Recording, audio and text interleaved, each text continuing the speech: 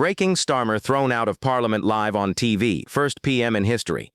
The moment that shattered 300 years of parliamentary tradition happened at exactly 12:47 p.m. on a cold November Wednesday. 14 million viewers across Britain watched in stunned disbelief as Prime Minister Keir Starmer became the first serving leader in modern British history to be physically ejected from the House of Commons. The man who had promised to restore dignity to politics was dragged from the chamber by parliamentary security while the nation watched in horror. It began like any other Prime Minister's questions. The green benches were packed, opposition MPs sharpening their rhetorical knives, government ministers arranging their defense papers. Speaker Lindsay Hoyle called the session to order at noon sharp, unaware that he was about to make constitutional history that would echo through Westminster for generations.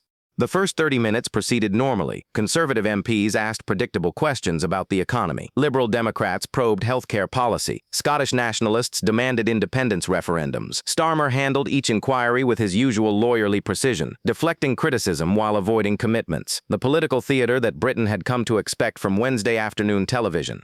Then Nigel Farage rose to his feet. The Reform UK leader stood slowly, deliberately, holding a thick manila folder that would soon become the most famous political prop in British history. His voice was calm, almost conversational, as he began what would become known as the Immigration Files speech, the parliamentary intervention that destroyed a prime minister live on television. Mr. Speaker, I hold in my hands government documents that expose the systematic deception of the British people on immigration policy. Farage began, his tone measured and deadly. These leaked Home Office papers reveal that illegal immigration has increased by 340% since this government took office, despite repeated promises to reduce numbers. The chamber fell silent. Government ministers shifted uncomfortably. Starmer's jaw tightened perceptibly as cameras caught his growing agitation. Farage continued with surgical precision. Document 1 shows 47,000 illegal migrants were processed in October alone, a monthly record. Document 2 reveals that 89% were released into communities rather than detained. Document 3 demonstrates that removal orders were issued for just 3% of arrivals. Each statistic hit Westminster like a physical blow. These weren't opinion polls or political attacks. These were official government figures that contradicted every public statement Starmer had made about immigration control. But Farage wasn't finished. Opening another file, he delivered the killing blow, most damning of all. Mr. Speaker, is this internal memo from the Prime Minister's own office, dated just last week. Quote, public messaging on immigration must emphasize control while operational reality continues unmanaged expansion. Electoral consequences of truth would be catastrophic.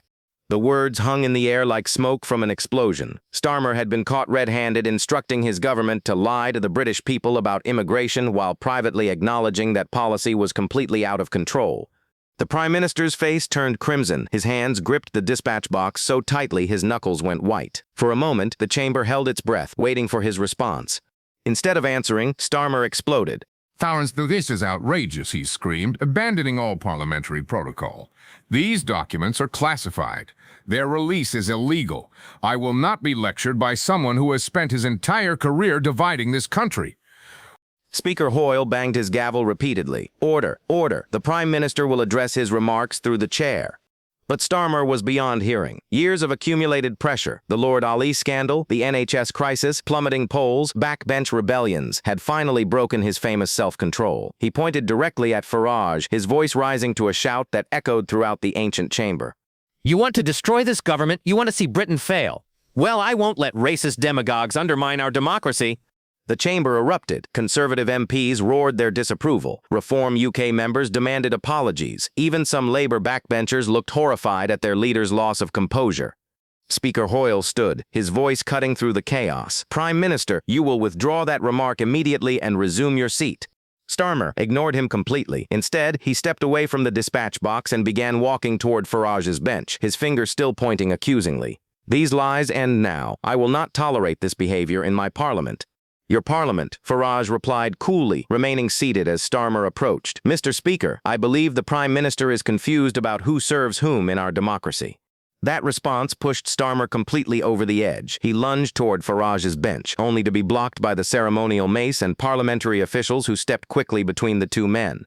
I will not be lectured by you, Starmer screamed, his voice now hoarse with rage. Get out now. If you want to destroy Britain, do it from the outside.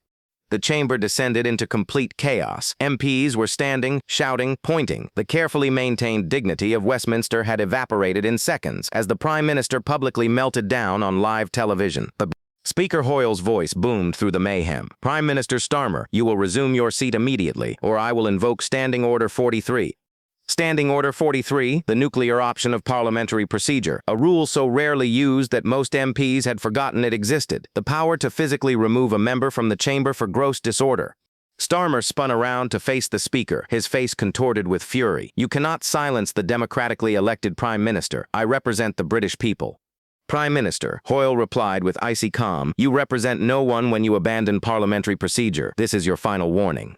For a moment, it seemed Starmer might regain control. The chamber watched breathlessly as he stood frozen between Farage's bench and the Speaker's chair. Political calculation warring with uncontrolled rage.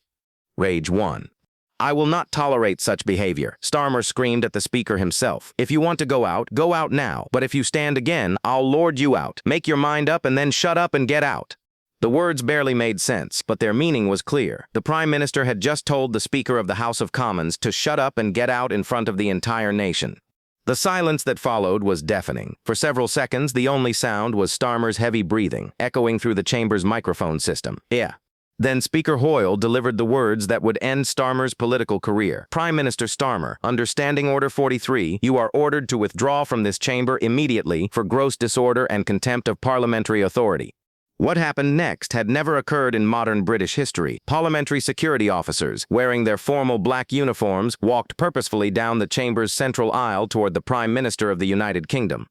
Starmer stared at them in disbelief. You cannot be serious. I am the Prime Minister. Sir, the lead security officer said quietly, please accompany us voluntarily. For a moment, it appeared Starmer might comply. Then his defiance returned. I will not move. This is my parliament. The security officers exchanged glances. They had trained for this moment but never expected to use their procedures on a serving Prime Minister. Nevertheless, their duty was clear. Sir, you are required to leave the chamber. Please don't make this more difficult. When Starmer remained motionless, the officers gently but firmly took his arms and began escorting him toward the chamber's exit. The image that would define his legacy forever. The Prime Minister of the United Kingdom being physically removed from Parliament by security guards while millions watched on live television.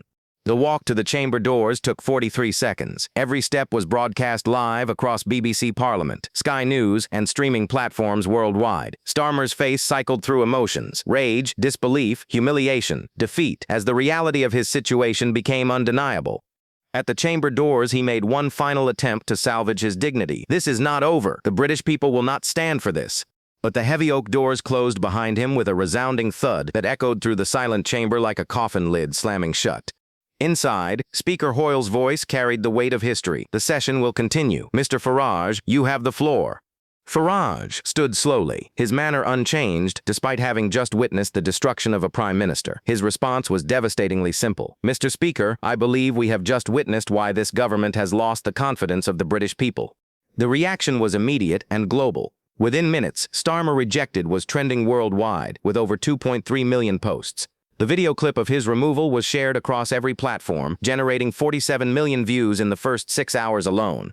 The BBC's political editor captured the historic nature of the moment. In 800 years of parliamentary history, we have never seen anything like this. A serving Prime Minister physically removed from the Commons for gross disorder. This is constitutional crisis territory. Social media exploded with memes, reactions, and political analysis. The image of Starmer being escorted out became an instant classic of political humiliation. Conservative MPs posted pictures of the empty dispatch box with captions like, "For rent, one slightly used Prime Minister's podium." But the most devastating response came from ordinary voters. The viral TikTok video from 23-year-old student Emma Davis reached 12 million views. This man is supposed to represent Britain internationally. Instead, he's having a toddler tantrum on live TV while being dragged out by security. How is this leadership? International reaction was swift and brutal. European leaders watched the footage with barely concealed horror. French President Macron canceled a scheduled call with Starmer. German Chancellor Scholz issued a diplomatic statement about respecting parliamentary institutions that everyone understood as criticism. American officials were reportedly stunned by the footage. The special relationship that had survived changes of government for decades faced its greatest test as Washington wondered whether Britain remained a reliable partner when its leaders couldn't maintain basic parliamentary order. Financial markets responded with characteristic brutality. Sterling plummeted against major currencies as investors questioned British political stability. Government bond yields spiked as traders priced in the probability of early elections and policy uncertainty. But the most immediate damage was to Starmer's own government. Within hours, 3 cabinet ministers had issued statements distancing themselves from their leader's behavior. Deputy Prime Minister Angela Rayner was unavailable for comment. Chancellor Rachel Reeves was in urgent meetings that prevented media appearances.